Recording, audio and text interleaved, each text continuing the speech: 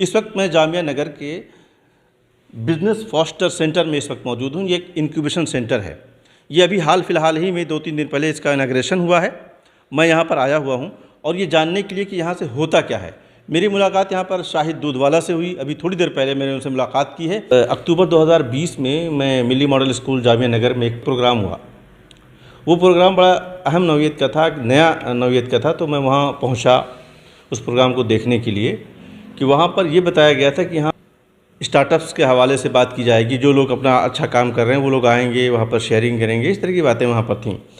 तो ये जो प्रोग्राम था, जो साथी परिवार एक NGO है, शाहिद दूधवाला जो मेरे साथ इस वक्त मौजूद हैं, शाहिद भाई, ये उसको इन्होंने ऑर्गेनाइज़ किया था। तो वो उस दिन एक बात हुई थी वहाँ पर, वो ये हुई थी कि जामिया नगर में एक तरह का केंद्र बनाया जाएगा, एक सेंटर खोला जाएगा, इंक्यूबेशन सेंटर, जिसे बताया गया कि यहाँ के जो नौजवान हैं यहाँ पर तजारती सरगर्मियों में हिस्सा लें और ख़ास तौर से उनके पास तजारत के जो आइडियाज़ हैं वो आकर के वहाँ बैठें, शेयर करें। जिस तरह से हम कॉफ़ी हाउस में बैठते हैं, बहुत सारी बातें करते हैं, वहाँ भी इस तरह के आइडियाज़ शेयर होते हैं। लेकिन वहाँ पर बाकायदा स्पेशली ऐसा एम्बियंस तैयार किया जाए कि जहाँ लोग अपने आइडियाज़ को लेकर आएँ, बैठें, वहाँ पर शेयर करें, एक दूसरे से इस्तेफ़ादा करें और एक मुआशरे के अंदर मुआशी सरगर्मियाँ उरूज पाएँ। इन तमाम बातों की वहाँ चर्चा हुई। मैंने उसे कवर भी किया था एशिया टाइम्स के लिए। शाहिद साहब के सपनों का ये इंक्यूबेशन सेंटर मैं कह सकता हूँ। तो मैं आज उनसे जानना चाहूँगा कि 2 साल पहले जो इन्होंने सपना वहाँ देखा था या लोगों को दिखाया था, आज वो ताबीर में बदला है। तो क्या था वो जो प्रोग्राम था, पहले तो उसके बारे में बताएं। जो वहाँ किन लोगों को उन्होंने बुलाया था, क्या बातें हुई थी? शाहिद साहब बहुत शुक्रिया। मैं जानना चाहूँगा आपसे कि ये जो सपना था आपका साथी परिवार का और उस दिन के जो प्रोग्राम का, कि आप लोगों ने एक बात की थी इंक्यूबेशन सेंटर की, उसके बाद से मैं लगातार आपका पीछा करता रहा। कई बार मैंने आपसे रब्ता किया, पूछा कि भाई क्या हुआ। आप उसके अपडेट्स बताते थे। इस दरमियान कोरोना भी आ गया जिसकी वजह से चीज़ें मध्यम पड़ गई थी। लेकिन आज मैं देख पा रहा हूँ कि उस तरह का एक सेंटर यहाँ पर कायम हो चुका है। तो क्या कहेंगे आप?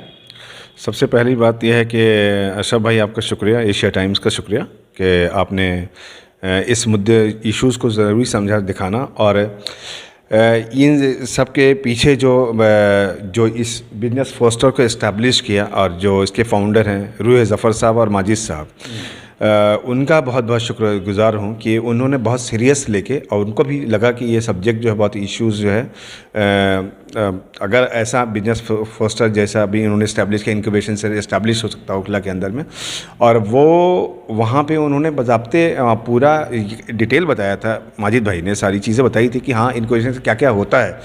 और उसके अंदर जो हमने प्रोग्राम कराया था, हमने पूछा जैसा आपका पहले सवाल है कि हम वो प्रोग्राम कराए क्यों था। हाँ, वो प्रोग्राम के बारे में जो डिटेल बताइए। 2 साल पहले हुआ क्या? स्टार्टअप समिट था वो प्रोग्राम और वो मिली मॉडल के अंदर हुआ था प्रोग्राम। तो वो उस प्रोग्राम के अंदर में हुआ ये था कि हम चाह रहे थे कि जो बिजनेसमैन छोटे यहाँ पे जो छोटे बिजनेसमैन थे, आज उन्होंने बड़ा ब्रांड क्रिएट किया। अब जैसे 2-4 बिजनेस का नाम ले लूँ तो जैसे अलनवाज़ बहुत छोटा बिजनेस था उनका, बहुत छोटा। हमने उनके 30 रुपये की बिरयानी खिलाई, 600 रुपये केजी बिरयानी बिक्री उनकी। और लोग वहाँ जाते हैं, मतलब ब्रांड के तौर से देख लें। ओखला का मतलब दिल्ली में उसको ब्रांड के तौर से दिखाया था। अब जैसे हिंद गुरु जैसे है, आपको नौनवाज साहब भी आए थे, नौनवाज साहब, तो वो स्टडी पॉइंट से उठ के हिंद गुरु एक समझिए कि उन्होंने, हम उनको जो है सिर्फ ये नहीं देखते हैं कि समाज का उन्होंने बहुत बड़ा एक एजुकेशन के, तो एजुकेशन हम उनको एज ए एंटरप्रेन्योर भी देखते हैं। मतलब मैं जो देखता हूँ नौनवाज साहब की जो कामयाबी है, एक लोगों को उनके पीछे उनको देखना चाहिए कि उनकी हिस्ट्री जो 20 साल 22 साल की जर्नी है वो। तो मेरा ये जो वो स्टोरी सिर्फ इसीलिए बनाने की कोशिश कर रहा हूँ मैं कि वो सिर्फ मतलब एग्जाम्पल सेट हो सके कि हम जो है छोटे से बड़ा बन सकते हैं, हमें नर्वस होने की ज़रूरत नहीं। और कई तरह के अप्स एंड डाउन्स हैं, जैसे लॉकडाउन है 2-3 बहुत सारे कोचिंग सेंटर यहाँ पे मतलब डैमेज हुए, लेकिन उसके बाद भी उन्होंने अपने आप को एस्टैब्लिश रखा। ये बड़ी बात है। तो उसके अंदर में अप्रिशिएट था कि भाई आप आएँ और आपको हम जो है अप्रिशिएट करें, आपको कि आपके काम को और अवार्ड दें, तो उस तरह से ताकि हौसला मिले। और जो उस यूथ को बुलाया था वहाँ पे, जो लड़का ग्रेजुएशन में है, जो लड़का ये है कि वो आए और देखे कि बिजनेस में भी स्पेस है। देखिए मैं एक मानता हूँ कि एक समाज जो है जब तक वो इस्टेब्लिश नहीं, तब तक वो समाज मतलब है ज़्यादा कामयाब नहीं हो सकता है जब तक उसका कैपिटलिस्ट समाज ना हो। उसका कैपिटल जनरेट कहाँ से होगा? कैपिटल जनरेट जब तक हम एंटरप्रेन्योर्स नहीं डेवलप करेंगे और जॉब क्रिएटर नहीं बनेंगे, तब तक समाज डेवलप अच्छे से नहीं हो पाएगा।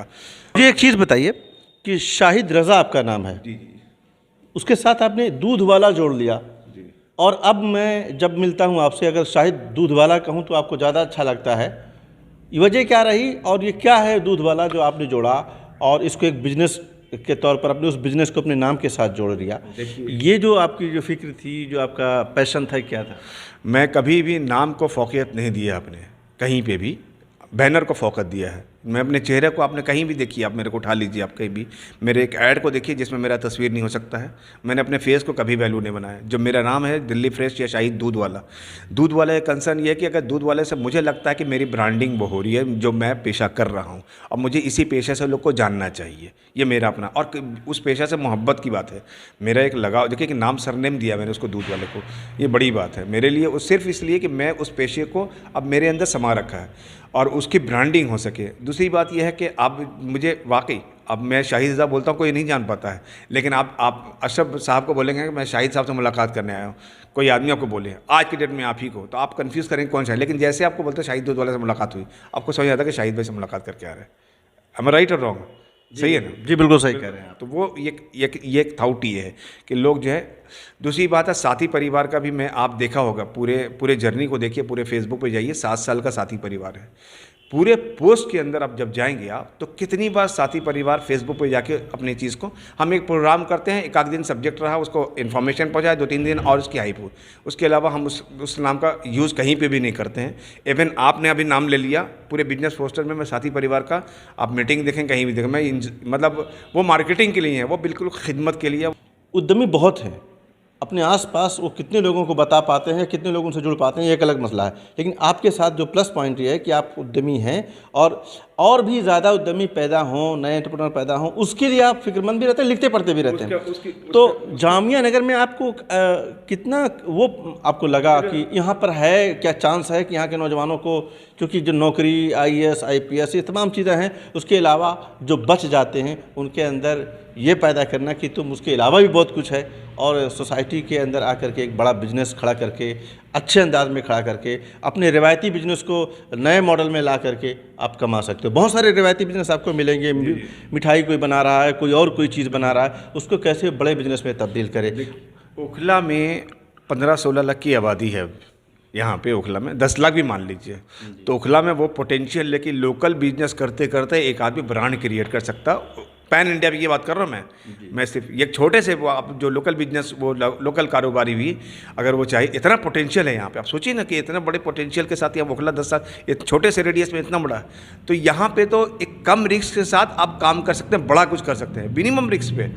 लेकिन ये है कि आपके पास अगर कैपिटल है आपके पास है, तो आप बहुत जल्दी बहुत कुछ कर सकते हो ओखला के अंदर में। और उसी की कमज़ोरी को दूर करने के लिए बिजनेस फोस्टर है जी, जो आपने बोला कि 6 महीने में चला, तो उनको बूस्टअप कर सके, उनको आपको कैरेज कर सके, आदमी उसको आगे कर सके। अगर मेरे सेंटर पे कोई आदमी नहीं भी आया, यहाँ पे नहीं आ पा रहे हैं, कुछ ऐसी बात है, तब भी हमें इन्फॉर्मेशन मिलता है कि भाई यहाँ कौन लोग हैं बिजनेस कर रहे हैं। हम अभी तो एक इंशाल्लाह में पूरा डेटा तैयार करने की कोशिश करेंगे इंशाल्लाह में कि ओखला में कितने बिजनेसमैन छोटे बड़े हैं, उसके बाद से कौन लोग हैं जो तुरंत बिजनेस को बंद कर देते हैं। वो देखिए, वो अगर जब मालूम हो जाएगा कि बिजनेस एक प्लेटफॉर्म है जहाँ से हो सकता है कि बहुत सारे ऐसा हो कि 6 महीने के बाद उनके पास पूंजी ना हो, बेचारे बंद करके चले जाते हूँ, तो यहाँ पे इन्वेस्टर भी मिलेंगे आपको इंशाल्लाह, यहाँ पे आइडियाज़ भी मिलेंगे आपको यहाँ पे इस जगह पे। दो चीज़ें इसमें मुझे समझ आती हैं कि जो लोग बंद करके चले जाते हैं, पहली बार पूंजी लगाते हैं, आइडिया लेकर आते हैं, और उसके बाद में उनके कहीं ना कहीं काउंसलिंग की कोई कमी है और उनकी ख़ास तौर से उनकी ट्रेनिंग की कोई कमी पाई जाती है,